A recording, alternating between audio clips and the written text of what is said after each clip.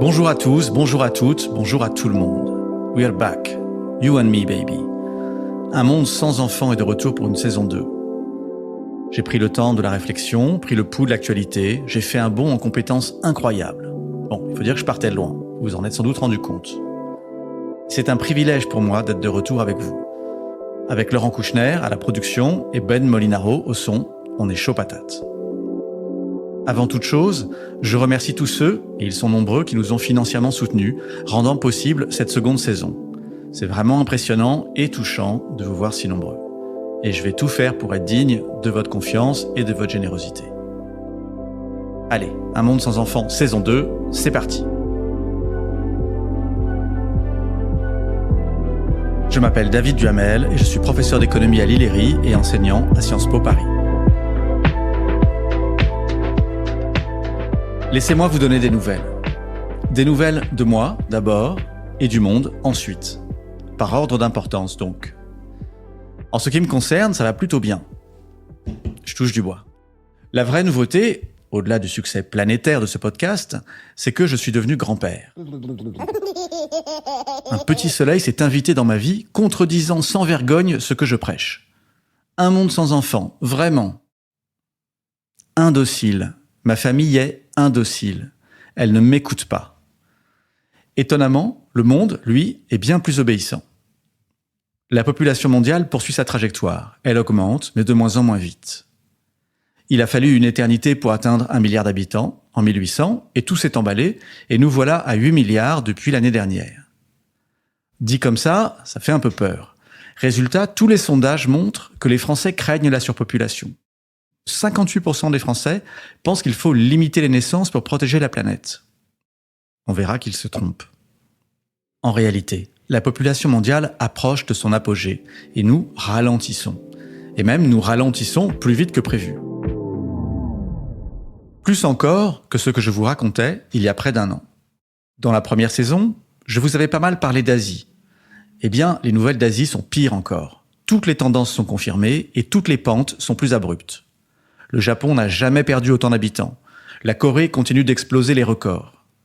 Je lui consacrais un épisode intitulé « Corée du Sud, le pays du matin un petit peu beaucoup trop calme ». 1 an plus tard, je suis encore content de ma blague. J'annonçais pour la Corée un taux de fécondité de 0,81. Record mondial pour un pays en paix. 0,81, cela ressemblait à un plancher infranchissable. Normalement, quand on touche le fond, on rebondit. Eh ben pas les Coréens. Eux, quand ils touchent le fond, ils creusent. Le dernier chiffre coréen vient de sortir pour le premier semestre 2023. 0,7. Nouveau record. Il faut maintenant 6 personnes à Séoul, 3 femmes et 3 hommes, pour faire un enfant. Et la Chine, c'est tout aussi dingue que la Corée, mais surtout beaucoup plus impactant pour le reste du monde, puisque ce qui se passe en Chine, en vertu de sa taille, affecte toute la planète. Pour rappel, la population chinoise est aujourd'hui de 1,4 milliard d'habitants, et l'ONU prédisait une baisse de presque la moitié en 2100. Mais depuis, l'Académie des sciences sociales de Shanghai a annoncé une population d'environ 600 millions en 2100. De 1,4 milliard à 600 millions. C'est dingo. Et c'est le pouvoir chinois qui le dit. Alors la crise démographique prend des allures de panique dans l'Asie riche, mais l'Europe, notamment de l'Est et du Sud, n'est pas plus sereine. Pour ne rien dire de la Russie et de l'Ukraine, où le drame de la guerre se double d'un désastre démographique.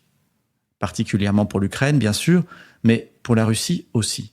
On fait de moins en moins de bébés en France. Est-ce qu'on va vers un baby crash, un monde sans enfants?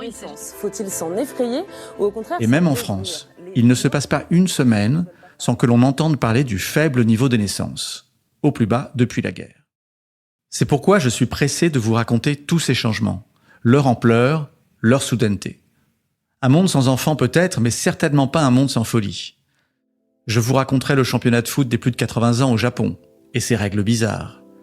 Que l'ONU a rayé de la carte 250 millions de Nigérians.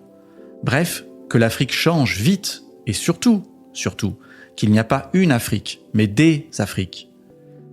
Que l'anxiété démographique explique peut-être l'invasion de l'Ukraine, et que la même anxiété démographique pourrait pousser la Chine à envahir Taïwan.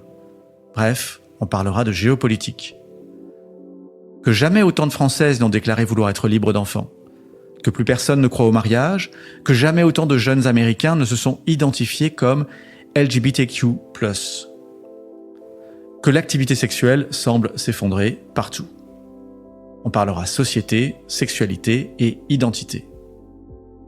Je vous dirai que notre monde sans enfants donne naissance à un nombre record de centenaires et que personne n'a dit à Mick Jagger que cela ne se faisait pas de sortir un nouvel album rock à 80 ballets. Le même Mick Jagger qui déclarait, certes à 25 ans, plutôt crever que de chanter encore Satisfaction à 45 ans. En plus, lui maintenant, il peut rejoindre le championnat de foot japonais s'il en a envie. Je vous raconterai comment le monde a de plus en plus de vieux, eux-mêmes de plus en plus jeunes.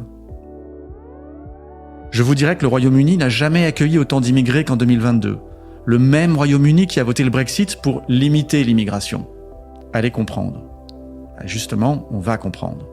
On parlera d'immigration et de politique. La liste des sujets est longue, incomplète et, en tout cas de mon point de vue, passionnante. Mais je compte aussi m'y prendre autrement pour poursuivre notre aventure. Je vais aller à la rencontre de ceux et celles qui en savent plus que moi. Et il y en a plein, je vous assure. Enfin, avant de vous quitter, je voudrais vous dire que je suis de moins en moins à l'aise avec le titre du podcast.